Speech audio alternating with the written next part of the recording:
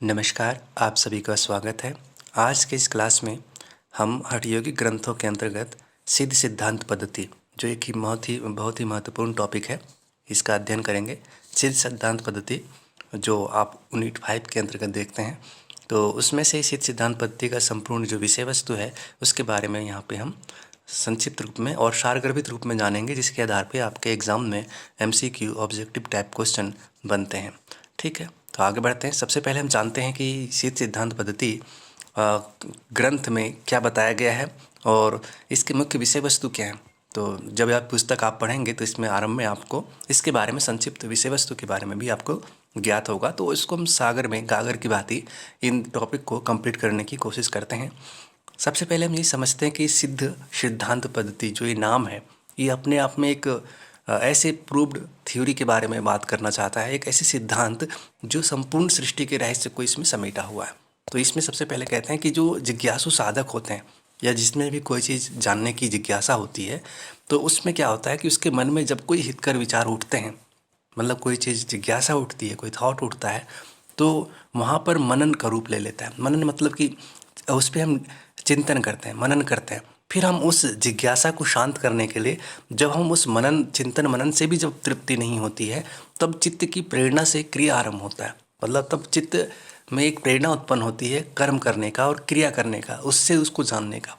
जैसे सपोज कीजिए कि आग को देखा, आग को देखने मात्र से हमें ज्ञान नहीं प्राप्त हुआ, चिंतन करने से केवल नहीं समझ पाए, तो हम उसमें चित्त से हमें प्रेरणा उठती है कि हम उसे अनुभव करें, उससे क्रिया करें, कुछ मतलब उसको टच करके देखें या कोई वस्तु उसमें डाल के देखें। तो इस प्रकार से आग को क्रिया के माध्यम से भी हम उसे जानने की प्रेरणा होती है। तो यह क्रिया जो है वो सूक्ष्म शरीर में आरंभ होकर के योग मार्ग के द्वारा जो देखा जाए कि क्रिया जो है सबसे पहले आरंभ कहाँ हुआ, सूक्ष्म शरीर में, चिंतन के रूप में, जिज्ञासा के रूप में, और वहाँ से आरंभ हो करके योग मार्ग के माध्यम से कारण शरीर में अनुभूत होती है। तो कहीं ना कहीं इस तरह से जो हमारी स्थूल क्रियाओं का जो मूल है वो कहाँ से है, हमारे सूक्ष्म शरीर और कारण शरीर से। तो इसीलिए कहते हैं कि जो भी कुछ करते हैं, जैसे मान लीजिए आज हम यदि क्लास में जुड़ रहे हैं, क्लास कर रहे हैं, तो वो कहाँ से हो रहा है, तो वो हमारे विचारों से हो रहा है। हमें इच्छा हो भी कि मैं यह क्लास करूं, तो हम उस क्लास में जुड़े हुए हैं। या जो कुछ भी यदि आप चाहते हैं एग्ज़ाम देना है, तो वो विचार ही आपको क्रिया के लिए प्रेरित करने में सहायक हो रहा है। तो इस प्रकार से जो हमारा सूक्ष्म शरीर है वह इन सभी चीज़ों का प्रेरणा केंद्र एक प्रकार से होता है, और सूक्ष्म शरीर से आरंभ होकर के योग मार्ग के माध्यम से कारण शरीर जो उससे भी सूक्ष्म है, उससे भी मूल रूप में है, तो उसमें अनुभव होती है। यही योगी की योग अवस्था है। योगी की योग अवस्था क्या है, सूक्ष्म शरीर और कारण शरीर तक होकर के जाता है। तो इस प्रकार से हम देखते हैं कि जो योग की अवस्था है वो स्थूल शरीर पर नहीं, बल्कि उससे अंदर जो स्थित हमारी आत्मिक चेतना है उधर की ओर जाता है और आंतरिक रूप में है। तो इस अवस्था में हम देखते हैं कि जो पिंड एवं ब्रह्मांड, पिंड यानी कि जो हमारा ये स्थूल शरीर है, जो छोटा सा पिंड मतलब कि छोटा पार्ट, एवं ब्रह्मांड मतलब विभु मतलब बड़ा, तो बिंदु एवं सिंधु, अंश एवं अंशी, अंश मतलब उसका अंश एक छोटा सा पार्ट और उसका अंशी मतलब समग्र, तो समग्र का कुछ पार्ट। जैसे कहते हैं ना कि हम उस परमात्म चेतना का अंश है, तो परमात्म चेतना जो व्यापक है, सर्वव्यापी है, तो उस परमात्म चेतना का जो सर्वव्यापक चेतना है उसका एक पार्ट है, एक अंश है, उसमें से उत्पन्न हुए। या फिर कहें कि यदि एक शरीर है तो शरीर का एक अंश क्या होता है, हाथ है, आँख है, नाक है, कान है। तो अंश यदि हाथ है या आँख है तो उसका जो अंशी है, मतलब जिसका अंश है, वो क्या है, शरीर है। तो इस प्रकार से अंश और अंशी के रहस्य को जान लेता है। कैसे जान पाते हैं, जब हम उस प्रकार से जिज्ञासु के मन में ज्ञान की इच्छा होती है, जिज्ञासा उत्पन्न होती है, और फिर उस ज्ञान से उसके मन में उसके बारे में चिंतन करता है, मनन करता है, और उससे भी यदि शांत नहीं होता है तो फिर प्रेरणा उत्पन्न होती है चित्त में, उसको जानने के लिए क्रियात्मक रूप से जानने की कोशिश करता है। तब वह इस क्रम से होते हुए अपने स्थूल शरीर से अंदर उतरता है, सूक्ष्म शरीर में जाता है, वहाँ भी उसके बारे में अनुभव करने की कोशिश करता है, चिंतन मनन करता है, फिर कारण शरीर तक पहुँचता है और अपने मूल अस्तित्व तक जा करके उसे जान लेता है। तो फिर ये कहते हैं कि स्थूल, सूक्ष्म एवं इससे भी आगे की स्थिति का अनुभव होता है। तो जैसे सपोज कीजिए यदि बाहरी चीज़ों को जानना होता है, हम यदि किसी वस्तु के बारे में जानना चाहते हैं, जैसे कि कोई टेबल है, तो टेबल स्थूल रूप में है, तो यदि हम इसको जानना चाहते हैं तो उस टेबल के बारे में चिंतन करते हैं। फिर उसके मटेरियल के बारे में, किससे बना है, लकड़ी से बना है, लकड़ी कहाँ से आया, पेड़ से, पेड़ कैसा होता है, पेड़ की उत्पत्ति कैसे हुई, बीज से हुआ, बीज कहाँ से आया। तो इस तरीके से हम धीरे धीरे आगे बढ़ते बढ़ते उसके मूल स्वरूप तक जाते हैं। ऐसे ही यदि देखा जाए कि हम कोई पदार्थ जो है, भौतिक तत्व, जैसे कोई मेटल है, लोहा है, उसके बारे में जानते हैं, या फिर कोई इलेक्ट्रिसिटी डिवाइस है, टीवी है, फ्रिज है, तो जब हम उसके स्थूल स्वरूप से जानते जानते फिर उसके जो बैकग्राउंड में जो काम करने वाले तत्व हैं, जैसे उसके बहुत सारे जो कॉइल्स हैं, या उसमें जो उसमें किट लगे हुए हैं, इलेक्ट्रॉनिक किट, उसके बारे में जानते हैं। फिर पता चलता है कि ये सारी जो डिवाइस चल रही है वो केवल स्थूल नहीं, बल्कि उसमें कोई चीज़ें, कुछ ऐसी चीज़ें भी है जिसमें प्रोग्रामिंग्स हुए हैं, और उन सभी चीज़ों को लेकर के कंप्यूटर या जो डिवाइस है वो चलते हैं। तो ऐसे ही हमारा शरीर है। जब तक हम केवल बाहर से ही देखते रहेंगे या बाहर से ही इस पूरे ब्रह्मांड को देखेंगे, तो हमें पूर्ण सत्य ज्ञात नहीं होता है। हमें उसके तत्वों में उतरना पड़ता है, उस तत्वों की जो मूल ओरिजिन है उसमें जानना पड़ता है। तो इसलिए कहते हैं कि जो यह ज्ञान है वो स्थूल, सूक्ष्म एवं इससे आगे की स्थिति में हमें अनुभव होता है। तो ये सभी अनुभव योग मार्ग के, योग के माध्यम से, यानी कि किससे होता है, योग के माध्यम से। योग मतलब क्या होता है, चित्त को लय करना, चित्त को स्थिर करना, बिखराव से हटाना, जो बहिर्मुखी इंद्रियों का स्वभाव है उससे निरुद्ध करके चित्त को, यदि हम अपने स्वरूप को जानना चाहते हैं, आत्म स्वरूप को जानना चाहते हैं, तो उसको प्रत्याहार के माध्यम से चित्त को बहिर्मुखी से रोक करके धारणा लगाना, और फिर ध्यान में उतर करके अपने चित्त को जो भी सेंटर पे, जहाँ भी हमें ज्ञान की आवश्यकता है, वहाँ फोकस करके ध्यान के माध्यम से, योग के माध्यम से महायोग के पर्यंत तक साधना पथ के रहस्यमयी अनुभूतियों को ग्रहण करना होता है, जो मन से भी अतीत विषय। अब जब हम इसमें जानेंगे कि सृष्टि की उत्पत्ति कैसे हुई, पिंड की उत्पत्ति कैसे हुई, पिंड अर्थात यह जो अंश है, यह जो शरीर है, यह जो जीव है, वो कैसे उत्पन्न हुआ है, तब हमें पता चलता है कि यह मन से भी परे की बात है, क्योंकि मन तो बहुत बाद में उत्पन्न हुआ है। तो जैसे सपोज कीजिए कि कोई वस्तु प्रारंभ में कुछ और था, और उससे होकर के एक पदार्थ उत्पन्न हुआ है, मन। तो मन की क्षमता उस प्रारंभिक चीज़, यानी कि आदि तत्वों को जानने की कैसे हो सकती है, क्योंकि वो तो पहले था ही नहीं। मन की एग्जिस्टेंस ही बाद में हुआ है, और मन उन चीज़ों को ग्रहण नहीं कर सकता। तो ऐसे ही यहाँ पर हम देख सकते हैं कि ये जो योग के माध्यम से भी जो हम अनुभव करते हैं, वो केवल मन से नहीं हो सकता, क्योंकि मन से भी वो अतीत मतलब पुराना या पहले का वस्तु है। तो ध्यान स्थूल शरीर में नहीं होता। यहाँ एक चीज़ और भी हम समझ लेते हैं कि इस प्रकार से देखा जाए तो ध्यान स्थूल शरीर की वस्तु है नहीं, क्योंकि ध्यान में हमारा चित्त सहयोगी होता है, चित्त को हम लय करते हैं। और तो चित्त तो क्या है, स्थूल शरीर का नहीं बल्कि सूक्ष्म और कारण शरीर की तरफ होता है। तो ध्यान का आरंभ भी कहाँ से होता है, सूक्ष्म शरीर में होता है, यानी कि हमारे ये स्थूल शरीर का उसमें योगदान नहीं है। और फिर कहते हैं कि जो सभी चक्र हैं, सभी चक्र भी किस में स्थित होते हैं, सूक्ष्म शरीर में स्थित होते हैं। शरीर तो मंदिर है, शरीर एक मंदिर की भांति होता है।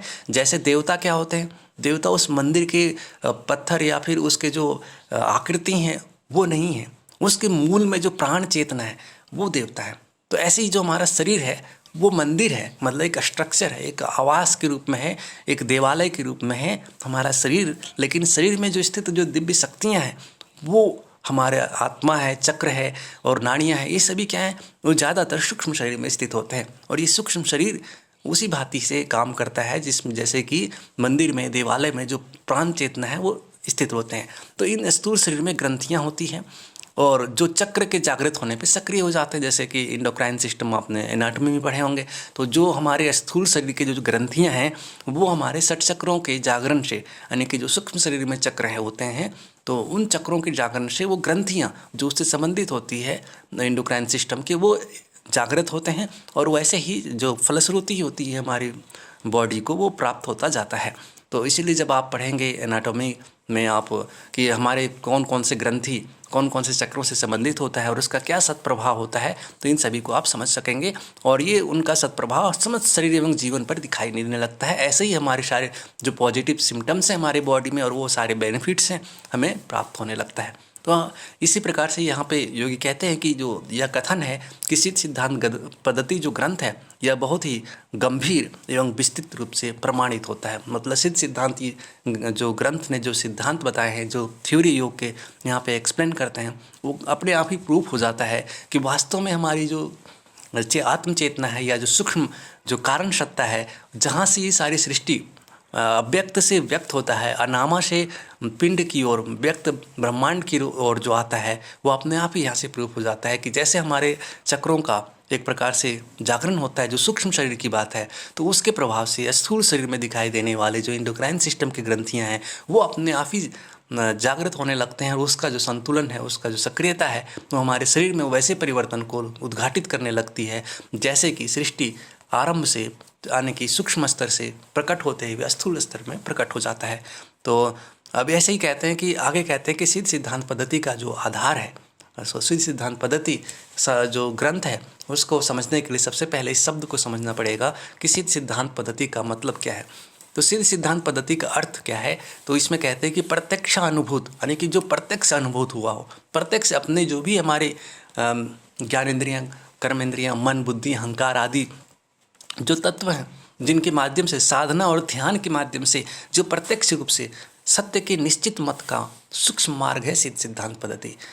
निश्चित मार्ग का यानी कि जो सत्य है, जो वास्तविक में ट्रूथ है, उसका एक जो कन्फर्म जो पाथ है उसका सूक्ष्म मतलब कि बिल्कुल प्योरेस्ट, जो स्थूल तत्वों से नहीं बल्कि जो बाह्य रूपों से प्रभावित होकर के या बाह्य पदार्थों के आधार पर बताया गया नहीं है, बल्कि उसके सूक्ष्मतम स्वरूप में उतर करके उसको जो अनुभूत किया गया है वह सूक्ष्म मार्ग है सिद्ध सिद्धांत पद्धति, जिसकी प्राप्ति केवल शब्दों से नहीं हो सकती, जिसको केवल शब्दों से नहीं बखाना जा सकता। शब्दों से उसकी केवल जो शाब्दिक सीमा है उतनी सीमा तक आप केवल उसके बारे में बता भर सकते हैं, लेकिन उसकी वास्तविक स्वरूप को, संपूर्ण स्वरूप को केवल वाक इंद्रिय के द्वारा यानी कि वाणी के द्वारा केवल व्याख्या नहीं किया जा सकता, क्योंकि वाणी भी बहुत बाद में उत्पन्न हुआ है, और जिस सत्य को हम बताना चाहते हैं वो उस तो बहुत ही ऊपर और सूक्ष्म स्तर की बात है जो उससे पहले से विद्यमान था।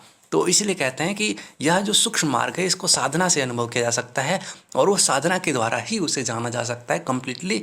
तो इसलिए यह जो सिद्ध सिद्धांत पद्धति है वो सूक्ष्म मार्ग है किसका, सत्य को, प्रत्यक्ष सत्य को अनुभव करने का, उसको जानने का।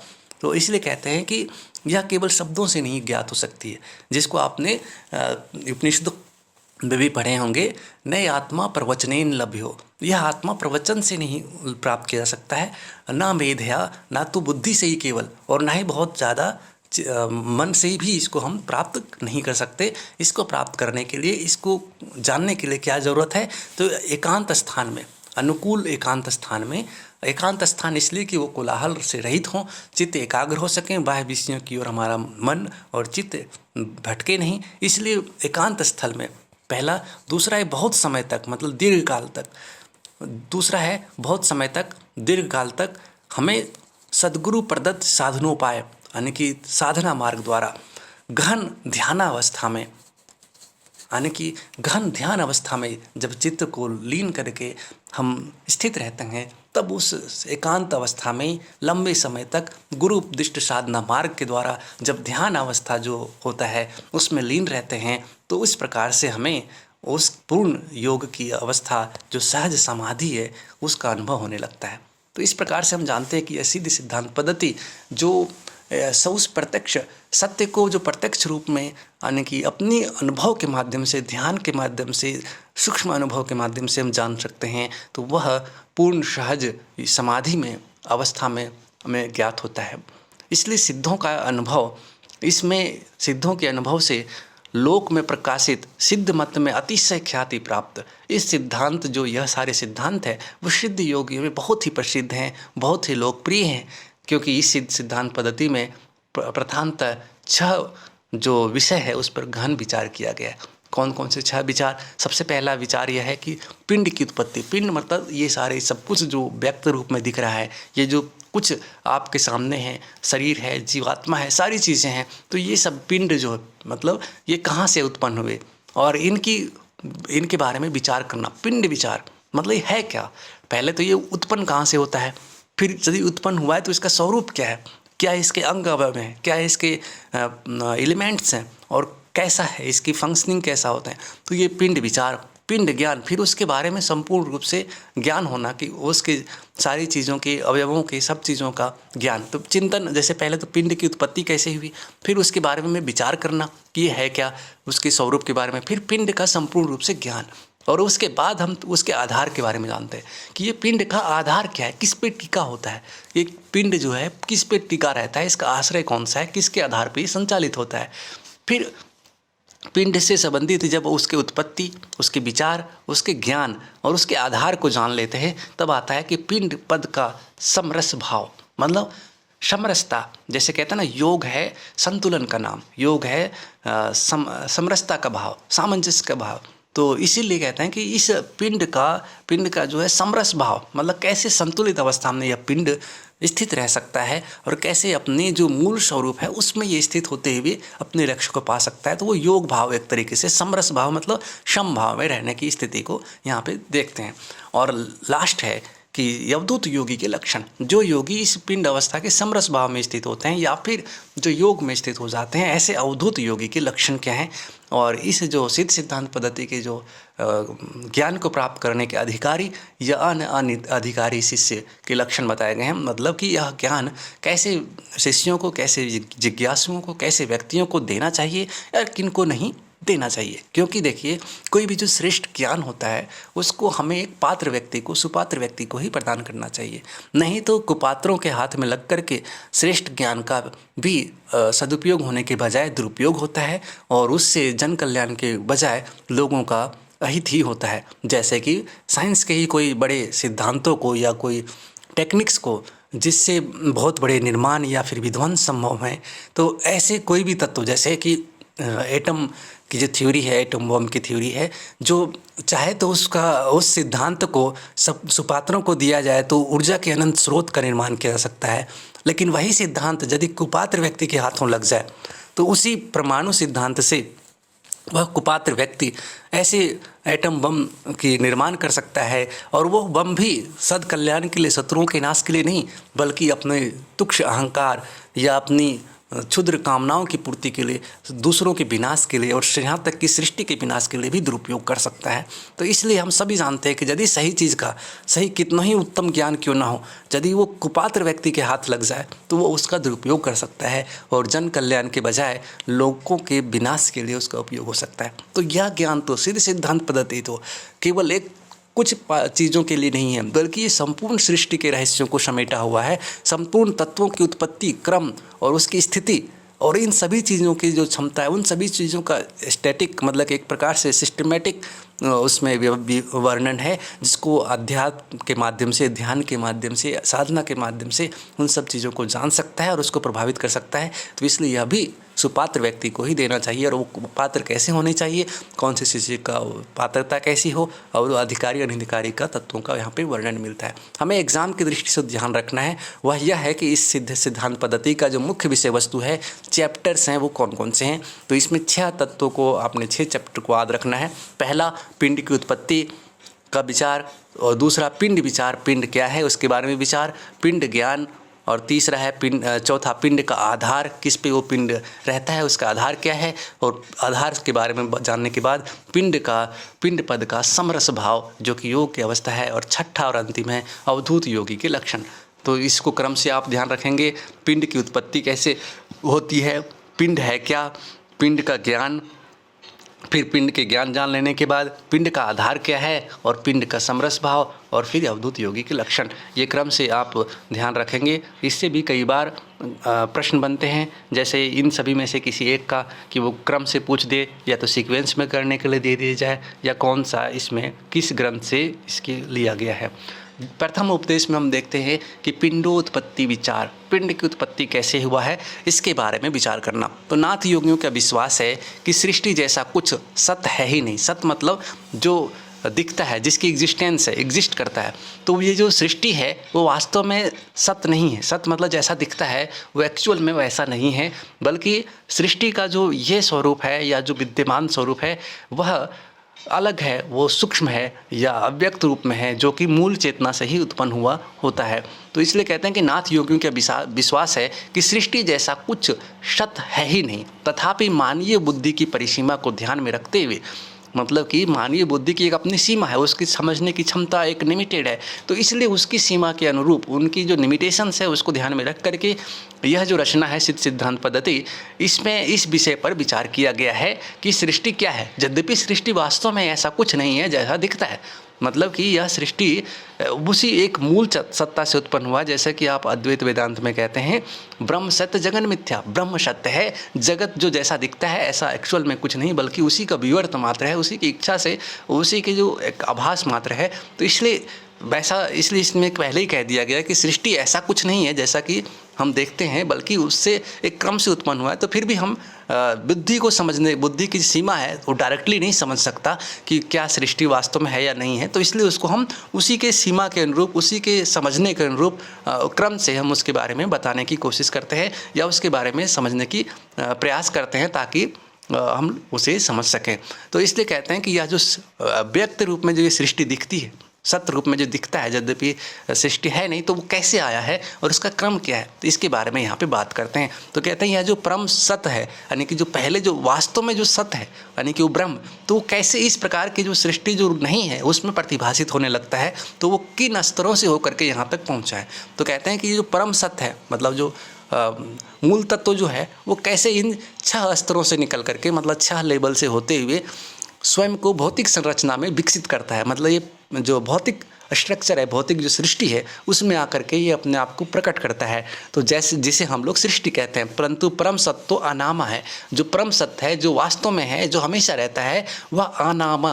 अनामा मतलब नाम से ही स्पष्ट है कि जो नाम रहित है, जिसका कोई नाम नहीं है। मतलब जैसे आप पहले भी जानते हैं कि यदि आप कॉस्मोलॉजी में यदि देखें कि जो ब्रह्मांड की उत्पत्ति हुई तो कैसे हुई, तो उसमें एक बिग बैंग की थ्योरी आती है कि पहले कुछ नहीं था।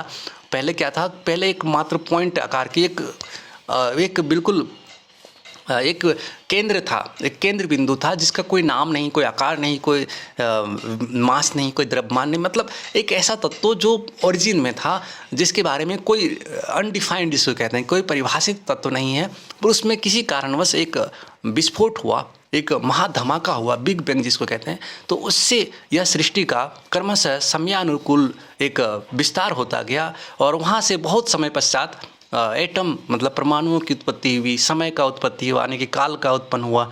और इस प्रकार से धीरे धीरे बहुत लंबे समय में जाकर के ग्रह, नक्षत्र, तारे, गैलेक्सीज वगैरह ये सभी उत्पत्ति हुए। फिर कुछ ग्रहों पे जीवन के अनुकूल परिस्थितियाँ, जैसे कि ऑक्सीजन, कार्बन डाइऑक्साइड, वातावरण, जल आदि की संभावना बनी, और फिर धीरे धीरे जीवों की उत्पत्ति होता हुआ इस प्रकार से स्थूल ब्रह्मांड, जो मतलब कॉस्मोलॉजी में हम पढ़ते हैं कि ये जो यूनिवर्स है वो कैसे क्रिएट हो, तो उसके बारे में जानते हैं। तो ऐसे यहाँ भी कहते हैं कि ये जो पूरा जो संसार है, ये सृष्टि है, जो भौतिक संरचना व्यक्त हुआ है, वह उस परम सत्य से, जो परम सत्य अनामा है, उसका क्या नाम था? अनामा। जैसे यहाँ पे फिजिक्स में कहते हैं कि वो नाम रहित था, उसका वो अनडिफाइंड था, उसका कोई डेफिनेशन नहीं है, क्योंकि वो बिल्कुल क्लियर कट कोई उसका स्वरूप है नहीं।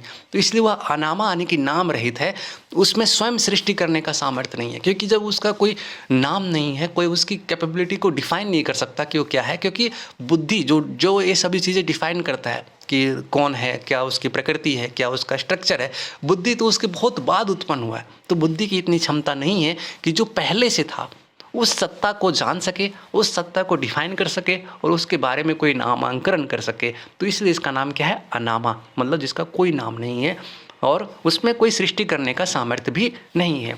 तो यह तो शक्ति क्या है? मूल शक्ति है।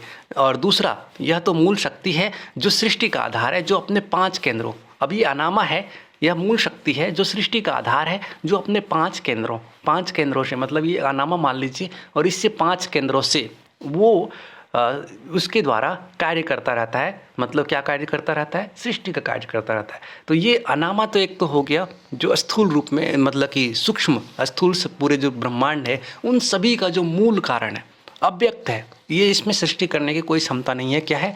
अनामा।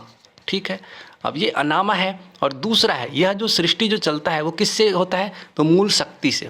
मूल शक्ति ये दूसरा तत्व। जैसे हम सांख्य में पढ़ते हैं ना, पुरुष और प्रकृति, तो यहाँ पे ये समझ लीजिए कि अनामा है पुरुष और प्रकृति है यहाँ पे शक्ति के रूप में। तो ये जो अनामा है ये तो अव्यक्त है, मूल परम है, सत्य है, और उसमें सृष्टि करने की क्षमता नहीं है। वो अव्यक्त रूप में हर जगह व्याप्त होता है, लेकिन सभी चीज़ों का मूल केंद्र, मूल आधार वही है। तो जो यह मूल शक्ति के माध्यम से जो कार्य करता है, वो सृष्टि का आधार कौन है? मूल शक्ति। ये दूसरा तत्व है जो उसी से संबंधित है और उसी के साथ हमेशा रहते हैं, जैसे एक सिक्के का 2 पहलू। तो ये अपने 5 केंद्रों से सृष्टि कार्य करती है। कौन कौन से 5 केंद्र? तो पहला है, जैसे यहाँ पे देख रहे हैं आप, निजा, परा, अपरा, सूक्ष्मा एवं कुंडलिनी। तो यहाँ पे आप देख सकते हैं निजा, परा, अपरा, सूक्ष्मा और कुंडलिनी, ये क्रम से आप याद रख लेंगे। तो ये 5 यानी कि जो इसके केंद्र हैं उससे यह सृष्टि कार्य करता है। यहाँ पे एक चीज़ और ध्यान रखना है कि संसार का जो पारमार्थिक पक्ष है वो क्या है, अनामा, और प्रातिभाषिक पक्ष है वो शक्ति। मतलब 2 चीज़ हमने कहा था, एक तो अनामा और दूसरा था शक्ति। तो जो पारमार्थिक मतलब जो मुख्य सत्य है, जो एब्सोल्यूट ट्रूथ जिसको कह सकते हैं, कि परमार्थिक मतलब एक प्रकार से सभी तरह से जो संपूर्ण सत्य जो है वो संसार का मुख्य जो केंद्र है वो अनामा है, नाम रहित जो मूल शक्ति केंद्र है वो है। लेकिन प्रातिभाषिक मतलब जो दिखता है, जिससे सब चीज़ उत्पन्न हुआ दिखता है, जो प्रतिभाषित होता है वह कौन है, शक्ति है। तो ये दोनों, जैसे इसको हम एक तरीके से ले सकते हैं कि पुरुष और प्रकृति, जैसे सांख्य में पढ़ते हैं, योग में पढ़ते हैं कि पुरुष और प्रकृति होता है, प्रकृति से ही सारी चीज़ें उत्पन्न होती है, लेकिन किसके सानिध्य में, पुरुष के सानिध्य में। यदि पुरुष नहीं है तो प्रकृति भी उत्पन्न नहीं होती है। तो इसी प्रकार से हम यहाँ देखते हैं कि जो यदि एग्जाम में ये पूछा जाए कि पारमार्थिक जो पक्ष है वो कौन है, तो अनामा है, और प्रातिभाषिक पक्ष जो है संसार का वो शक्ति है, जहाँ से सारी चीज़ें प्रतिभाषित होती है, प्रकट होती है। ठीक है, तो आई थिंक कि ये चीज़ें यहाँ पर समझ में आ रही होगी। आगे कहते हैं कि दोनों ही परस्पर सहायता के बिना सृष्टि करने में असमर्थ है। यदि ये चाहे कि कोई एक तत्व यानी कि अनामा या फिर शक्ति केवल एक ही से सारी सृष्टि उत्पन्न हो, सारी सृष्टि संचालित हो, तो ऐसा संभव नहीं है। दोनों की परस्पर सहायता के बिना सृष्टि करने में असमर्थ है। यह अनामा, जिसे परम पद के रूप में भी नाम से जाना जाता है, यानी कि यह अनामा जिसको पुरुष या फिर जिसको यहाँ पे योग से हम कनेक्ट करके देख रहे हैं, तो उस अनामा जिसे परम पद के रूप में जानते हैं वह सर्वदा पूर्ण रहती है, भले ही इसकी सहायता से सृष्टि होती है। मतलब इसकी सहायता से शक्ति के माध्यम से, जो शक्ति के 5 केंद्र हमने यहाँ पे पढ़ा, निजा, परा, अपरा, सूक्ष्मा एवं कुंडलिनी, तो इससे जो ये पूरा शक्ति जो प्रतिभाषिक सत्य है, मतलब कि एक प्रकार से जो प्रकट सत्य जिससे हमें सृष्टि दिखती है, तो यह किसके माध्यम से कर पाती है, किसकी सहायता से, तो अनामा की सहायता से। लेकिन अनामा केवल अपने माध्यम से कुछ सृष्टि रचना नहीं कर सकता, और ना ही केवल शक्ति अपने माध्यम से सृष्टि रचना कर सकता है। तो ये दूसरा मुख्य बिंदु यहाँ पे ध्यान रखना है कि संसार का पारमार्थिक पक्ष तो अनामा है, प्रातिभाषिक पक्ष शक्ति है, लेकिन ये दोनों अपने एक दूसरे की सहायता के बिना सृष्टि नहीं कर सकता। ठीक है, दूसरे शब्दों में अनामा असीम है। अनामा जो है असीम है, मतलब उसकी कोई सीमा नहीं है, वह व्यापक है, सर्वव्यापक है। अतः असीम में से केवल असीम को निकालने जैसा ही जिसका प्रतिफल ही असीम है, ऐसा हम समझ सकते हैं कि मतलब जैसे जो पूर्ण है, असीम है, उसमें से पूरा असीम निकाल लिया जाए तब भी वो असीम बना रहता है। जैसा कि हम इसमें श्लोक में भी यज्ञ के समय पढ़ते हैं, ओम पूर्णस्य पूर्णमादाय पूर्णमेवावशिष्यते। तो इसलिए जो पूर्ण से पूर्ण को निकाल लेने के बाद भी पूर्ण ही विशेष रहता है, यानी कि वह बचा रहता है। जैसे कि अब कहेंगे कि पूर्ण में से पूर्ण निकाल लिया जाए तो कैसे पूर्ण बचा रहेगा, तो स्थूल तत्वों में ऐसा संभव नहीं है कि स्थूल तत्वों में यदि 5 कॉपी आपके पास था या 5 पेन आपके पास था और 5 पेन में से 5 आपने ख़त्म कर दिए या तो दे दिए किसी को, तो आपको पास शून्य बचता है, मतलब 5 नहीं बचते। तो ये स्थूल तत्वों में लागू होता है, लेकिन सूक्ष्म तत्वों में ऐसा नहीं होता। जैसे शून्य में से पूरा शून्य निकाल लिया जाए तो कितना बचेगा, शून्य बचेगा।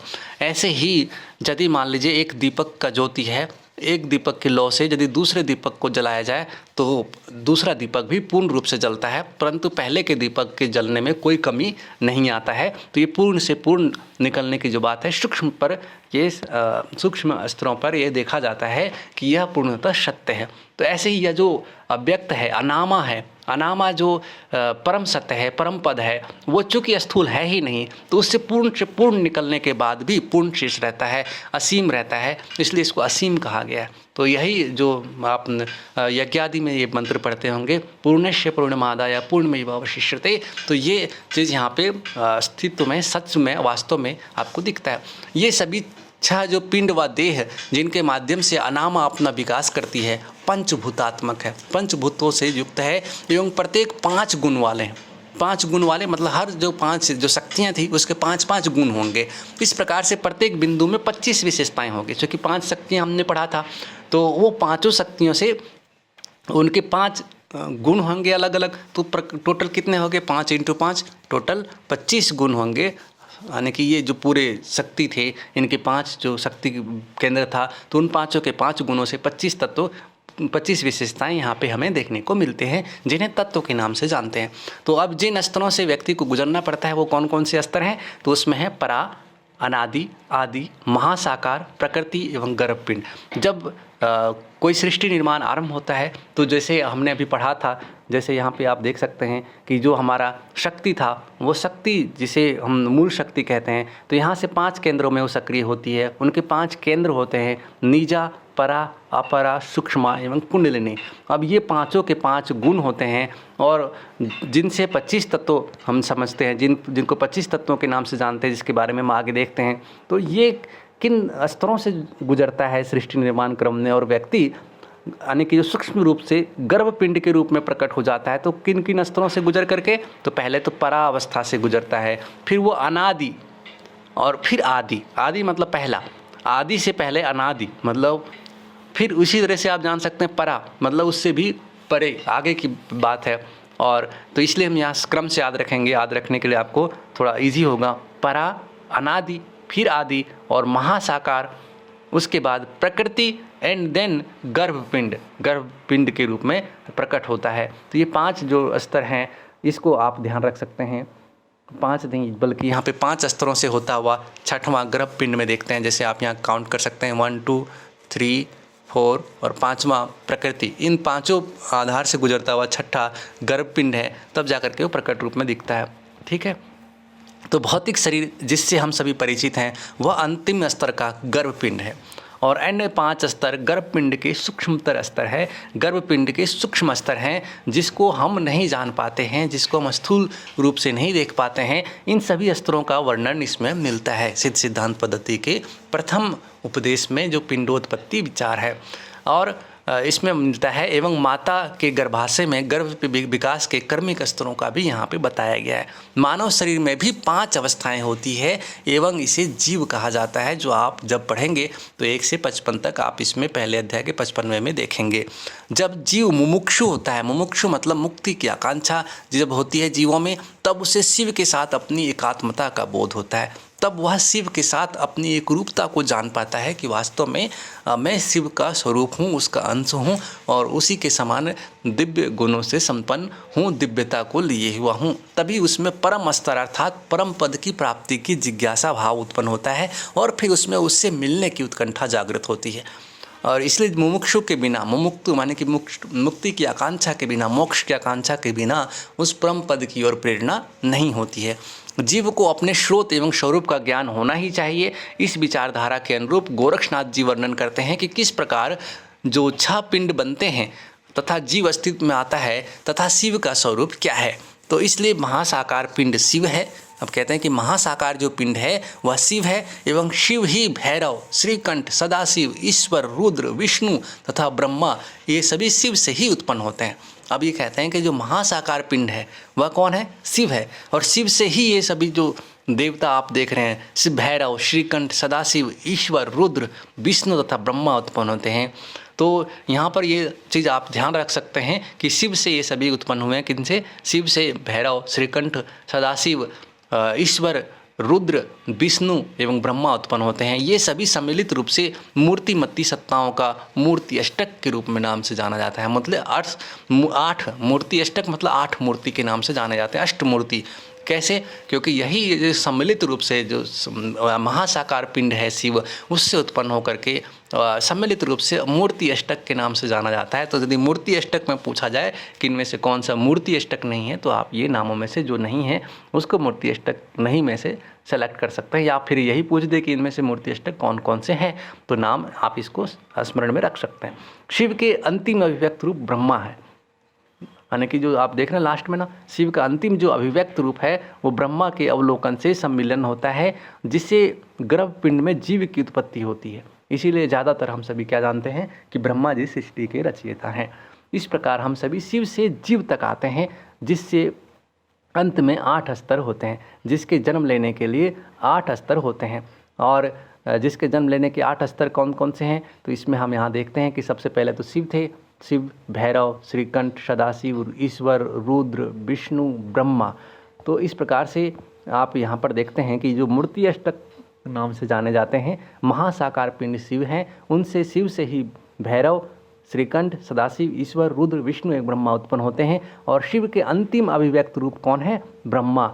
ब्रह्मा के अवलोकन से सम्मिलन होता है, जिससे गर्भपिंड में जो गर्भपिंड है उसमें जीव की उत्पत्ति होती है। इस प्रकार हम शिव से जीव तक की यात्रा में आते हैं। तो इसीलिए जब ऐसी अपनी जो यात्रा क्रम को जब साधक जानता है तो उससे मुमुक्षु की मुक्ति की आकांक्षा की जिज्ञासा होती है, वह परम पद शिव पद को प्राप्त करने की, उसको जानने की जिज्ञासा होती है, जो योग का स्तर है। अतः नाथ योगियों का यह सिद्धांत कि यदि जीव चाहे तो मानव रूप में से मुक्त होकर के शिव रूप जो परम पद है उसको प्राप्त कर सकता है। इस उपदेश में अर्थात ये जो प्रथम अध्याय है यानी कि पिंडोत्पत्ति विचार में यथा प्रसंग मानव के स्थूल एवं सूक्ष्म शरीर का भी यथाविधि वर्णन है। तो अब इसमें से संक्षेप रूप में हम जान लेते हैं कि इनकी मुख्य क्या क्या विषय वस्तु और क्या बताए गए हैं, जो आपके एग्जाम की दृष्टि से काफ़ी महत्वपूर्ण हो सकता है। तो इसमें वाणी के 5 रूपों के बारे में बताया गया है, जो आपको ध्यान रखना चाहिए। 5 रूपों में जो है परा, पश्यंती, मध्यमा, बेखरी एवं मातृका, ये 5 रूप है, जो आप 60वें मंत्र में आप इसको देखेंगे आगे जब हम इसका पूरा डिटेल क्लास लेंगे। तो वाणी के 5 रूप यहाँ पे इतना जरूर ध्यान रख लीजिए कि कौन कौन से 5 रूप है। परा, पश्यंती, मध्यमा, बेखरी एवं मातृका। रिपीट कर सकते हैं आप, परा, पश्यंती, मध्यमा, बेखरी एवं मातृका, ये 5 वाणी के रूप हैं। चंद्रमा के 17 कलाओं का वर्णन बताया गया है। चंद्रमा के कितने? 17 कलाओं का।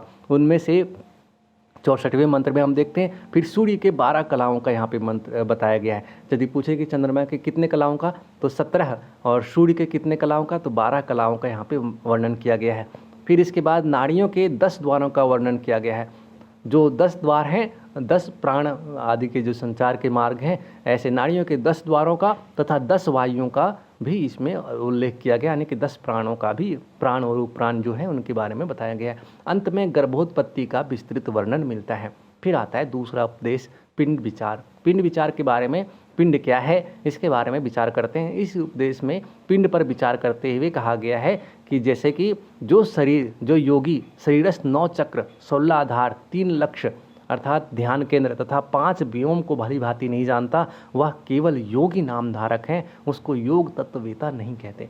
मतलब कि जो साधक केवल शरीर अपना जैसे कि योगी का वेश धार ले या फिर अपने नाम के आगे पीछे योगी शब्द लिख लेने से योगी नहीं हो जाता, बल्कि योगी वह है जो अपने शरीर में स्थित 9 चक्र, 16 आधार, 3 लक्ष्य अर्थात ध्यान केंद्र तथा 5 व्योम को जानने वाला हो, जो भली भांति जानता हो, अनुभव करता हो, तत्व से जानता हो, वही योगी है। नहीं तो नाम रख लेने से नाम धारक योगी मात्र कहे जाएंगे, वो योगी नहीं है बल्कि नाम धारक मात्र हैं। अतः वास्तविक योग जिज्ञासुओं के लिए सर्वप्रथम शरीर के आंतरिक पर्यावरण का, आंतरिक जो आवरण है, आंतरिक जो स्थिति है, उसका ज्ञान होना अति आवश्यक है। इसी उद्देश्य से इस अध्याय में 9 नाड़ी, 16 चक्र, 9 नाड़ी और इसमें 16 आधार, शरीरस्थ में जो 9 नाड़ी हैं, 16 चक्र हैं,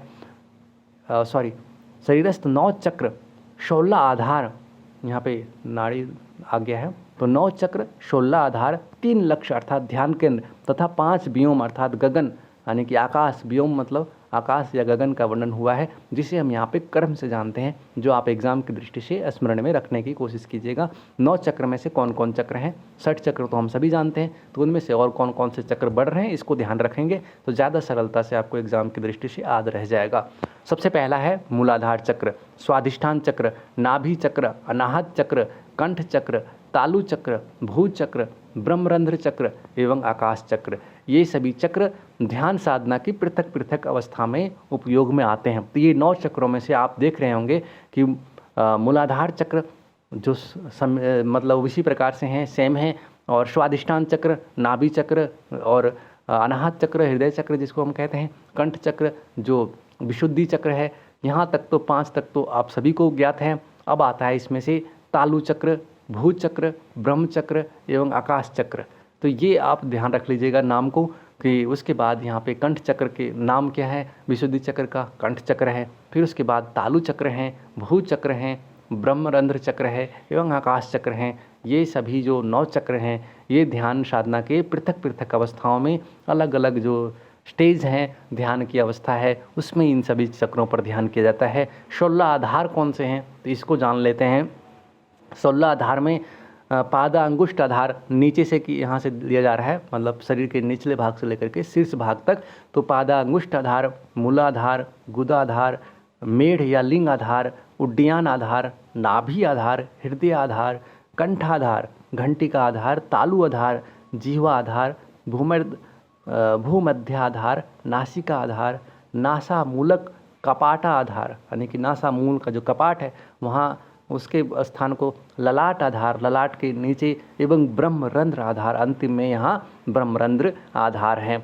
तो ये सभी 16 आधार हैं मुख्य।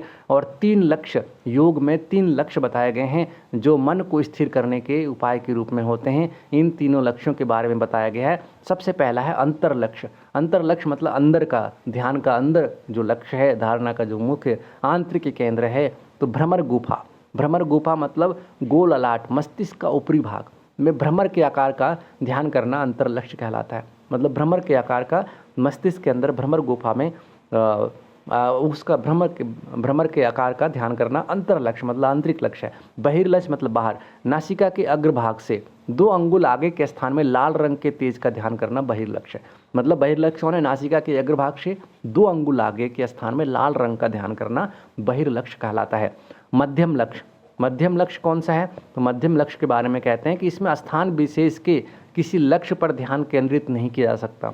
इसमें कोई स्थान विशेष पर नहीं, बल्कि किसी श्वेत, कृष्ण या रक्त वर्ण के पदार्थ पर, अग्निशिखा, सूर्यमंडल, चंद्रमंडल की आभा वाले पदार्थ पर, अथवा स्व शरीर के किसी अंग पर ध्यान एकाग्र करने का क्रिया किया जाता है। मतलब कि किसी श्वेत, कृष्ण या रक्त वर्ण के पदार्थ की अग्निशिखा, सूर्यमंडल, चंद्रमा की आभा मतलब लाइट, ज्योति, और स्व शरीर के किसी अंग अथवा अपने शरीर के किसी अंग विशेष का ही उस पर ही ध्यान एकाग्र करके, केंद्रित करके ध्यान किया जाता है। अब आता है कि व्योम पंचक क्या है? व्योम पंचक का अर्थ होता है कि व्योम मतलब आकाश होता है ना, तो आकाश का 5 मतलब कि पंचविध आकाश। तो इस प्रकार से व्योम पंचक में आप याद रख सकते हैं। व्योम मतलब होता है आकाश और पंचक मतलब 5। तो 5 आकाश कौन कौन से हैं? तो आकाश शास्त्र मतलब शास्त्रों में 5 प्रकार के आकाश वर्णन किए गए हैं।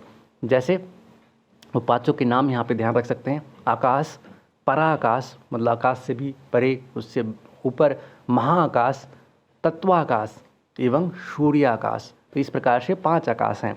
और इस व्योम पंचक का ध्यान करने से साधक का चित्त आकाश के समान निर्मल, व्यापक एवं दिव्य हो जाता है। अब जैसे देखिए, जो जिसका जैसा ध्यान करता है, जिन तत्वों का ध्यान आप करते हैं तो उन्हीं तत्वों के गुण को, उनकी ही महिमा को, उनकी ही विशेषताओं को आप धारण करते हैं।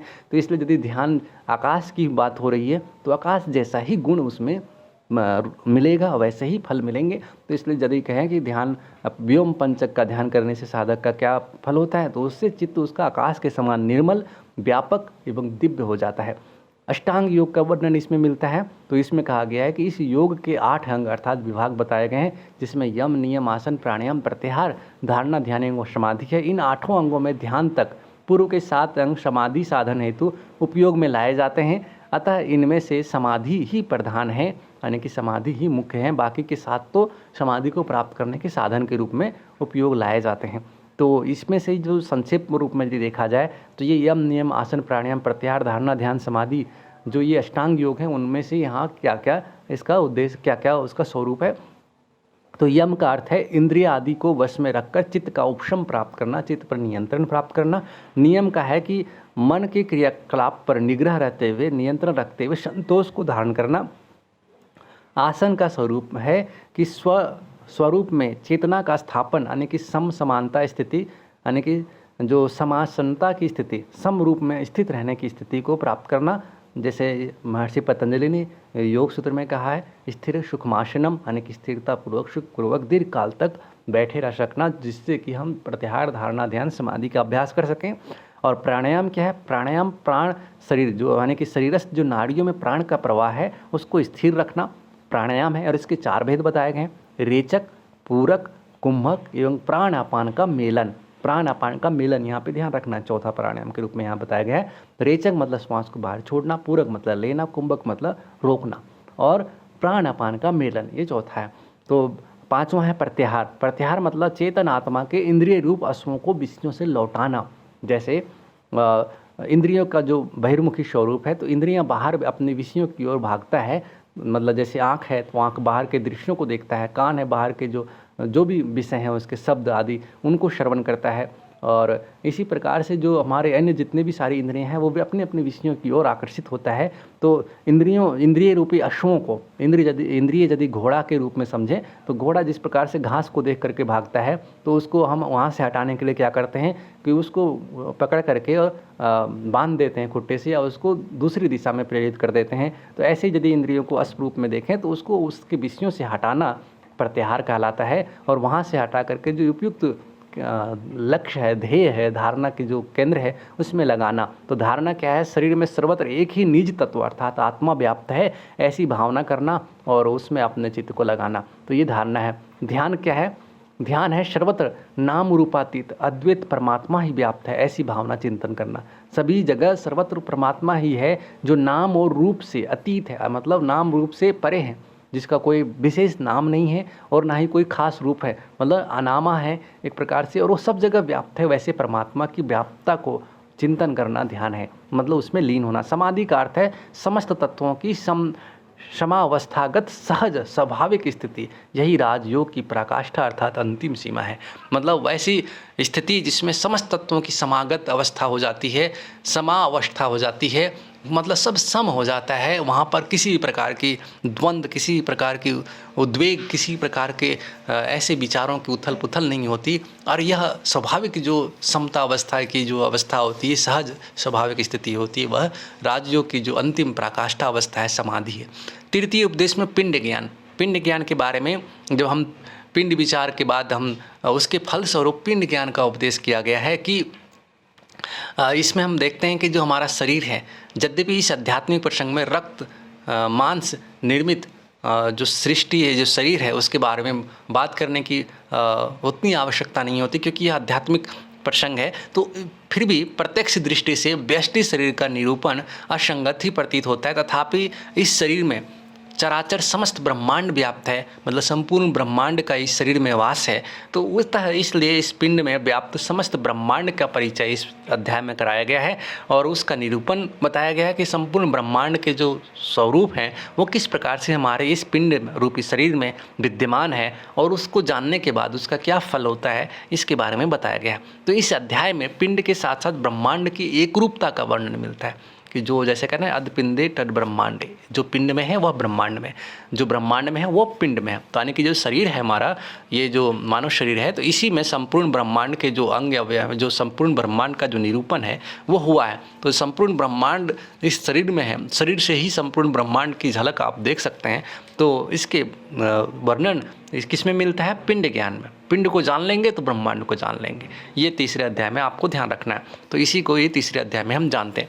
तो अध्याय पिंड के साथ साथ ब्रह्मांड की एक रूपता दिखाता है। जो बाह्य जगत में है वही सब हमारे मानव शरीर में भी है। तो अतः 7 अधोलोक मतलब पाताल लोक सुषुम्ना के मूल स्थान से नीचे है। जो सुषुम्ना नाड़ी है उसके नीचे 7 लोक हैं और एवं 21 लोग शरीर के ऊर्ध्व स्थान में स्थित हैं और 21 लोग शरीर के ऊपरी भाग में स्थित हैं। शिव का स्थान तालु द्वार अर्थात ककाल में होता है। ये सब कुछ महत्वपूर्ण बिंदु हैं जिसको आपको ध्यान रखना चाहिए। यदि एग्जाम में पूछ दे कि शिव का स्थान कहाँ है तो तालु द्वार है और ये ककाल कहलाता है। और जो अधोलोक यानी कि पाताल लोक का स्थान क्या है तो सुषुम्ना के नीचे हैं 7 पाताल लोक और शरीर के ऊर्ध्व भाग में 21 जो लोक होते हैं वो स्थित होते हैं। फिर कहते हैं कि लंबिका मूल, श्रृंगार, त्रिकूट आदि सबका इस अध्याय में वर्णन मिलता है, जिनमें से गोल लाट एवं कोल लाट का वर्णन नवखंड के रूप में किया गया है, जिसमें भारत, कश्मीर आदि 9 इंद्रिय मार्गों का के रूप में निरूपण हुआ है। 7 द्वीप के बारे में बताए गए हैं और 8 पर्वत, 7 नदियाँ यानी कि 7 द्वीप, 8 पर्वत, 7 नदियाँ, 7 समुद्र, 7 ग्रह, देवगण, सिद्धगण, सूर्य एवं चंद्रमा जो कि दोनों नेत्रों के रूप में निरूपण किया गया है। मेघ आंसू के रूप में, लताएं पादप आदि के रूप में शरीर के विभिन्न रूपों में स्थित होते हैं, इसके बारे में बताया गया है। गोरक्षनाथ जी कहते हैं कि हमारा सुख ही स्वर्ग है। जो हम सुख अनुभव करते हैं वो स्वर्ग है और जब दुख अनुभव करते हैं तो वही नरक है। जब हम दुखी होते हैं, दुख के ताप में पीड़ित होते हैं, तो मतलब कि हमारा इसी जन्म में, इसी शरीर में हम नरक भोग रहे हैं, सुख में है तो स्वर्ग भोग रहे हैं। तो हमारा कर्म हमें संसार से बांधे रखता है, जिसके ना होने पर हम मुक्ति प्राप्त हो जाते हैं। यानी कि जब भी हमारे कर्माशय नष्ट हो जाएं, कर्म संस्कार नष्ट हो जाएं, कर्म ना हो, निष्काम हो जाएं, तो हम इस संसार से बंधे नहीं रहते, बल्कि हम संसार से मुक्त हो जाते हैं। और यदि कर्म है तो संसार से बंधे हुए रहते हैं। जब किसी साधक के मन पर किसी इंद्रिय संवेदन की छाया नहीं पड़ती, अर्थात इंद्रिय संवेदनाओं की आकांक्षाएं नहीं होती, केवल तभी वह शिव के साथ संयुक्त हो सकता है। ऐसा साधक सोते जागते सदा सर्वदा सव चेतना में रहता है, मतलब अपनी आत्म चेतना जो शिव चेतना है उसमें स्थित रहता है। ऐसे साधक को ही, जिसने स्वयं के साथ विश्व रूप की एक रूपता का साक्षात्कार कर लिया है, जिसने जान लिया है कि वास्तव में जो संपूर्ण ब्रह्मांड का जो मूल है, संपूर्ण ब्रह्मांड की जो झलक झांकी उसकी अपनी पिंड, अपनी शरीर में अपनी जो आत्म चेतना के साथ एकाकार रूप में देख लेता है, वही मुक्ति एवं शांति को प्राप्त कर सकता है। मुक्ति एवं शांति उसे प्राप्त होती है। इसके अतिरिक्त परमात्मा प्रत्येक जीवात्मा में अभिव्यक्त है। इस प्रकार शरीर यानी कि पिंड का ज्ञान प्राप्त होता है। और ये पिंडोत्पत्ति के बाद हम पिंड ज्ञान के बारे में जानते हैं। पिंडोत्पत्ति, पिंड विचार, और एक तीसरा चैप्टर हम पढ़ रहे हैं पिंड ज्ञान। तो इस प्रकार से पिंड का अर्थात शरीर का ज्ञान हो जाता है, यहाँ पे देखते हैं। तो चौथा है पिंड का ज्ञान। जान लिए कि पिंड का ज्ञान क्या है, कि पिंड ही शरीर का जो अस्तित्व है उसमें ही ब्रह्मांड, पिंड में ब्रह्मांड का सम्मिलन, पिंड में ब्रह्मांड की स्थिति, ये जान लेते हैं। चौथा उपदेश है पिंड आधार। पिंड का आधार क्या है? पिंड तो हम समझ लिए, पिंड का स्वरूप भी जान लिया, अब उसका मुख्य आधार क्या है, कहाँ पे ये पिंड टिका हुआ है, कैसे वो पिंड संचालित होता है। तो इस अध्याय में पिंड की अवलंबन शक्ति अर्थात आधार का वर्णन है, किस पे ये टिका हुआ है। तो यह शक्ति सर्वव्यापक है, यही प्रलय काल में शिव रूप भी है। यह शक्ति कुल भी है, अकुल भी है। कुल शक्ति व्यक्त अहनत्व के रूप में है तथा अकुल अव्यक्त रूप में है। मतलब जो देखिए, एक तो हो गया कुल और एक है अकुल, तो ये दो नाम हैं, मतलब कि जिस पे ये शक्ति जो पूरा पिंड है वो टिका रहता है। तो जो अकुल जो है वो अव्यक्त है, लेकिन कुल जो है वो व्यक्त होता है। व्यक्त मतलब कि वो मैनिफेस्ट होता है, मतलब दिखता है, वो एक तरह से उसका व्यक्त स्वरूप है। लेकिन मतलब कि मूल एक तरह से देखा जाए तो अकुल है, अकुल से कुल, यानी कि ये दो शक्ति है। तो इसलिए यह शक्ति कुल भी है, अकुल भी है। मतलब जो ये जिस पे ये पूरा पिंड टिका होता है वो दो तरह के होते हैं, कुल और अकुल दोनों हैं। तो जो व्यक्त है वह क्या है, कुल है, और जो अव्यक्त है वो अकुल है। यहाँ पे इतना ध्यान रखना है। तो इसके बाद फिर कहते हैं कि जो कुल है वो कार्य है और अकुल कारण या निमित्त है। यानी कि अकुल कारण है जिससे कुल उत्पन्न होता है, यानी कि कार्य, तो कारण से कार्य की उत्पत्ति होती है। जब शक्ति अविच्छुद्ध यानी कि शांत रहती है, विच्छुद्ध मतलब क्या होता है, अशांत, अविच्छुद्ध मतलब शांत, तो जब वह शक्ति शांत रहता है तब वह शिव या अकुल होती है। मतलब शांतावस्था में अकुल है, यानी कि शिव है, कल्याणकारी है, शिव रूप में होती है। तो यानी कि अब कहे कि शिव किसको कहा गया है, कुल को कहा गया है कि अकुल को कहा गया है। तो कुल तो अकुल से उत्पन्न हुआ है, तो शिव कौन होगा, अकुल होगा, यानी कि शांतावस्था वाला। तो यहाँ पे ये ध्यान रखना है कि अकुल शांत स्वरूप में होता है, जो उसका कारण है, किसका कारण है, कुल का कारण है। तो इसलिए वो शिव स्वरूप कौन है, अकुल है। अब व्यक्त जो है, व्यक्त किसको कहा गया, कुल को, जो मतलब उत्पन्न होता है, किससे उत्पन्न होता है, अव्यक्त से, किससे, अकुल से, जिसको शिव कहा गया। तो व्यक्त जो कुल है, कुल रूप में शक्ति 5 विध होते हैं। चूँकि अब भेद किसका बताया जाएगा, व्यक्त का ना, जो उत्पन्न हुआ है, क्योंकि अव्यक्त तो कुल शिव है, तो शिव का यहाँ पे 5 रूप तो बताएगा नहीं, किसका, कुल जो व्यक्त हो रहा है, किससे, अकुल से, तो उसको 5 प्रकार के बताए गए। अब इनकी शक्तियाँ 5 कौन कौन से हैं, जिससे ये पूरा टिका रहता है, जिस पे पूरा पिंड है, तो उसके लिए कहते हैं परा, सत्ता, अहंता, स्फूर्ता एवं कला। परा मतलब जो एक प्रकार से जो सत्ता है उससे पूर्व के बाद, तो पहले क्या, तो परा, सत्ता, अहंता और स्फूर्ता एवं कला, इन 5 रूपों में वह समस्त विश्व का आधार बनती है, उसका समस्त विश्व का आधार बनता है इन 5 रूपों में।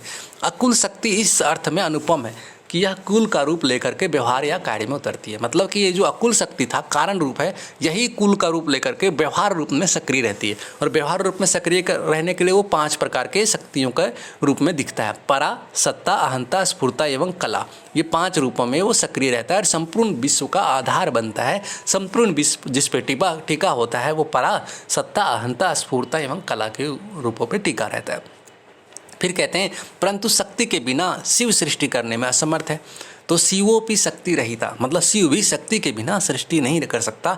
जैसे यह जैसे कहते हैं वामकेश्वर तंत्र से लिया गया है। शिव से हमें शक्ति तक आते हैं, अर्थात शिव से ही हम शक्ति तक पहुँचते हैं, जो शिव को विभिन्न रूपों में व्यक्त करती है, पुनः शिव में विश्राम करती है, ऐसा इसमें बताया गया है। इसमें वही जो रेफरेंस है ये दिया गया है कि विशेष रूप से मत्स्येंद्र नाथ कृत जो काल ज्ञान निर्णय के द्वितीय अध्याय में वर्णित है, प्रलय के समय शिव शक्ति में विलीन हो जाते हैं, जबकि स्वयं शिव भी क्रियाशील में विलीन हो जाते हैं। शक्ति के दोनों पक्ष क्रिया एवं इच्छा अर्थात ज्ञान शक्ति में विलीन होते हैं। इस दशा में केवल परम शिव अर्थात पर शिव ही रहते हैं, विश्व का अस्तित्व नहीं रह जाता, अर्थात संपूर्ण विश्व लीन हो जाता है। तो इसलिए यहाँ जानने योग्य है कि सृष्टि का विपर्य है, जिसका वर्णन सिद्ध सिद्धांत पद्धति ग्रंथ के प्रथम उपदेश में मिला, पिंडोत्पत्ति विचार में, कि सृष्टि एक विपर्य की भांति है जो शिव से ही उत्पन्न होते हैं। वो जो हमने अष्टमूर्ति में भी देखा, मूर्ति अष्टक में भी देखा कि संपूर्ण सृष्टि किस प्रकार से वो मूल सत्ता से उत्पन्न हुआ था और धीरे धीरे व्यक्त रूप में आता है, और व्यक्त रूप भी यदि जब प्रलय अवस्था होती है तो वह परम शिव में विलीन हो जाता है। तो यह परम पद क्या है, शिव कौन है, जिस परम पद का अनामा के रूप में ग्रंथ के आरंभ में उपदेश किया गया था, तो उनमें कारण भाव नहीं रहता, परंतु शिव जो अकुल है, मतलब जिससे कुल उत्पन्न होता है, उसमें कारण भाव निहित होता है, अतः उनका कुल के रूप में व्यक्त होना संभव है। मतलब शिव शक्ति शिव जो प्रकट रूप में जो कार्यशील रूप में जो दिखता है, अकुल से कुल रूप में जो कारण से व्यक्त रूप में प्रकट होता है, और वो कैसे संभव होता है, तो अकुल से संभव होता है। तो परम पद अनामा शिव अकुल में यही अंतर है। तो इसलिए यहाँ पे एक उदाहरण दिया है कि ललित स्वच्छंद ग्रंथ में एक उदाहरण दिया गया है कि अकुल एवं कुल दोनों वस्तुतः एक ही हैं। ठीक है, अकुल एवं कुल दोनों अतः एक ही हैं, अतः अभिव्यक्ति के बाद कुल का अकुल में लय हो जाता है। क्योंकि देखिए, अकुल से ही किसकी उत्पत्ति होती है, कुल की। ये कारण है, तो ये क्या है, कुल क्या है, कार्य है, मतलब जिससे उत्पन्न हुआ है। तो ये कुल दोनों वस्तुतः एक ही हैं, अतः अभिव्यक्ति के बाद कुल का कुल में लय हो जाता है, ऐसा ध्यान रखना चाहिए। ठीक है, कुल जड़ एवं गतिशील है, क्योंकि कुल अकुल से उत्पन्न होता है, तो जड़ है, गतिशील है, अर्थात अप्रबुद्ध एवं प्रबुद्ध दोनों ही हैं। और शरीर की आधार शक्ति को रूप कुंडलिनी कहा गया है। जो इस शरीर का आधार शक्ति वो क्या है, रूप कुंडलिनी है। यह वह या तो अप्रबुद्ध अवस्था में, यानी कि जो सुसुप्त अवस्था में कुंडलिनी बांधकर सोई रहती है, अथवा प्रबुद्ध स्थिति में जागी रहती है। कुंडलिनी दो अवस्था है, या तो सोई रहेगी, अथवा जिसने साधना आदि से जागृत कर लिया है तो जागृत अवस्था में होगी। वह योगी तो पिंड के परिशोधन एवं स्थैर्य का लक्ष्य रखता है, कुंडलिनी को जगाता है। वह इस प्रकार अपने गत्यात्मक या चेतन पक्ष में शक्ति को पिंड संसिद्धि कारिणी कहा गया है, पिंड संसिद्धि कारिणी शक्ति को कहा गया है। इस प्रकार से वो अपने कुंडलिनी को, जो मूल शक्ति है, उसको जगा करके जागृत कर सकता है। मूल शक्ति एक ही है, परंतु वह विभिन्न नाड़ी केंद्रों में गौण शक्तियों के, मतलब कि एक जैसे कहते हैं ना, मूल शक्ति को गौण अलग अलग जो नगण्य रूपों में या फिर उसको एक सूक्ष्म रूपों में विभक्त कर लेते हैं, अलग अलग नाड़ी केंद्रों में अलग अलग शक्ति के रूप में दिखने को मिलता है। इन शक्तियों को जो वस्तुतः एक ही है, मूलाधार, हृदय, सहस्त्रार में उन्हें क्रमशः अधः, मध्य एवं ऊर्ध्व शक्ति या कुंडलिनी कहा गया। मतलब वही मूल कुंडलिनी शक्ति जो 3 मुख्य केंद्र है, वहाँ पे अलग अलग रूप में उसको कहा गया है। मूलाधार मतलब अधः शक्ति, अधः कुंडलिनी। हृदय जो मध्य में है तो मध्य और मध्य शक्ति या मध्य कुंडलिनी के रूप में जान सकते हैं, और सहस्त्रार ऊर्ध्व शक्ति या कुंडलिनी कहा गया है। तो ये तीनों आप देख सकते हैं। तो कहा जाए यदि कि अधः शक्ति या अधः कुंडलिनी कौन है, तो मूलाधार में है। हृदय में कौन है, मध्य या फिर मध्य शक्ति या मध्य कुंडलिनी। सहस्त्रार में कौन है, तो सहस्त्रार में ऊर्ध्व शक्ति, मतलब ऊपर वाले। तो ये यदि हम यहाँ पे यदि डायग्राम बना के देखें तो ये हमारा यदि स्ट्रक्चर है शरीर का, तो इसमें हम देखते हैं कि एक तो मूलाधार में, दूसरा हृदय में और तीसरा सहस्त्रार में। तो ये शक्ति के 3 जो कुंडलिनी शक्ति के 3 केंद्र हैं, तो ये अधः, मध्यम और ऊर्ध्व, इसके रूप में हम जान सकते हैं। तो प्रथम यह अधः शक्ति व्यक्ति को बाह्य जगत से संलग्न करता है। अब यहाँ पे इसको भी थोड़ा ध्यान रख लीजिए, क्योंकि प्रश्न यदि बनते हैं तो आप स्ट्रक्चर से ज़्यादा आसानी से ध्यान रख सकते हैं। आप इसका नोट्स भी बना सकते हैं ताकि आप इसको क्विक रिवीजन कर सकें। तो जो अधः शक्ति है, प्रथम जो अधः शक्ति है वो बाह्य जगत से जोड़ता है, क्योंकि स्थूल यहाँ पे पृथ्वी तत्व का केंद्र है, स्थूल जगत से संबंधित है, तो बाह्य जगत से ये संबंध करता है अधः शक्ति। ठीक है, द्वितीय जो मध्य शक्ति है, मतलब मध्य शक्ति जो आपका हृदय चक्र से संबंधित है, हृदय से संबंधित है, तो यह निम्न स्तरीय या स्थूल एवं द्वितीय उच्च स्तरीय या सूक्ष्म, ये दोनों से जोड़ता है। मतलब निम्न स्तरीय मतलब स्थूल तत्वों से, और द्वितीय यानी कि उच्च स्तरीय जो कि सूक्ष्म, तो यहाँ से ये दोनों से जोड़ता है, इसलिए इसको मध्यम कहेंगे। मध्यम मतलब दोनों, स्थूल और सूक्ष्म दोनों से जोड़ता है कौन? मध्यम शक्ति। ठीक है, तो इसको ध्यान रख सकते हैं। इसके अलावा क्या है? तृतीय ऊर्ध्व शक्ति, जो व्यक्ति को परम पद की प्राप्ति कराती है। ये तीसरा था यहाँ, तो ये क्या है? ये परम पद को प्राप्ति कराता है। ठीक है, तो ये परम पद को प्राप्ति कराता है। तथाकथित जो मूलाधार बंध के प्रभाव से जो व्यक्ति ऊपर की ओर आकर्षण होता है, मतलब मूलाधार बंध के माध्यम से वो जो ऊर्ध्व गमन करता है, अपनी शक्तियों का ऊर्ध्वगामी बनाता है प्राण चेतना को, उसके कारण शक्ति ऊर्ध्वगमन करती है, अर्थात वो शक्ति ऊपर की ओर ऊर्ध्वगमन, सुषुम्ना नाड़ी में प्राणों का प्रवाह होता है। विश्व को सृष्टि एवं लय इसी शक्ति के प्रसार एवं संकोच का परिणाम है, जिसे विश्व के मूल या आधार के रूप में जाना जाता है। इस अध्याय में एक महत्वपूर्ण तथा ध्यान देने योग्य बात यह है कि मध्य कुंडलिनी दो प्रकार की बताई गई है।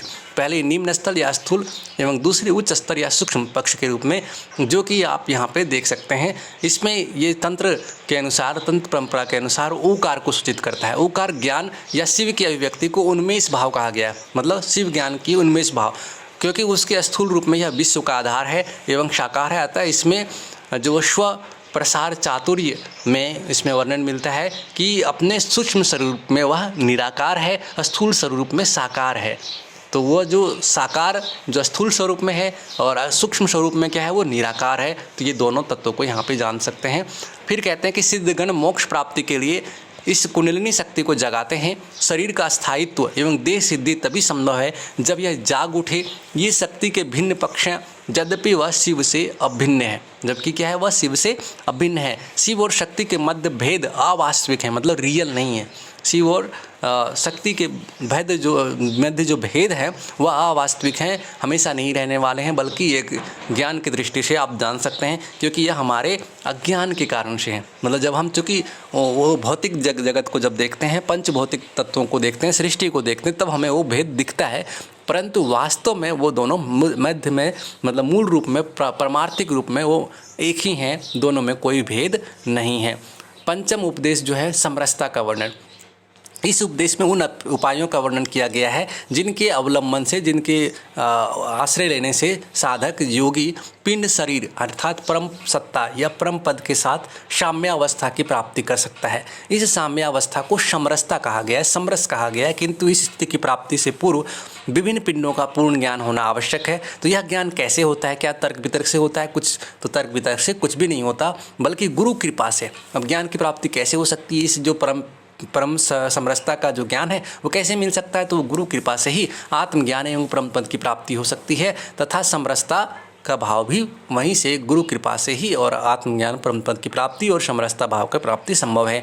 गुरु की कृपा से जो वर्णनातीत है, जिसकी वर्णन नहीं किया जा सकता, साधक में वह सामर्थ्य आती है कि स्वयं द्वारा प्राप्त सिद्धियों को झटक कर, मतलब उसके मोह से मुक्त होकर के, उसके आकर्षण से मुक्त होकर के निरुत्थान स्तर तक साक्षात्कार हो जाता है, और वो अपने साक्षात्कार की ओर आगे बढ़ पड़ता है। तब अत्यंत आह्लाद होता है, तब अत्यंत आत्मिक प्रसन्नता आह्लाद होता है, शुद्ध तथा शाश्वत आनंद का भान होता है। यही वह सर्वोच्च अवस्था है जिसमें योगी जीव एवं परम पद की अद्वैत स्थिति का साक्षात्कार करता है, जिसमें वह जान जाता है कि जीव ही शिव है और वैश्य परम पद शिव की परम पद अद्वैत अवस्था जहाँ दो नहीं बल्कि एक ही है, ऐसी स्थिति का साक्षात्कार कर लेता है। उस योगी को जिसे ऐसी स्थिति की आकांक्षा हो, जिस योगी को ऐसी परमपद प्राप्ति की, एकत्व की अनुभूति, अद्वैत की अनुभूति की आकांक्षा हो, वह शंख तथा मुद्रा धारण करना चाहिए एवं एकांत का आवास करना चाहिए, एकांत अवस्था में जाना चाहिए। परंतु उसे इन बाह्य प्रतीकों को बहुत अधिक महत्व नहीं देना चाहिए,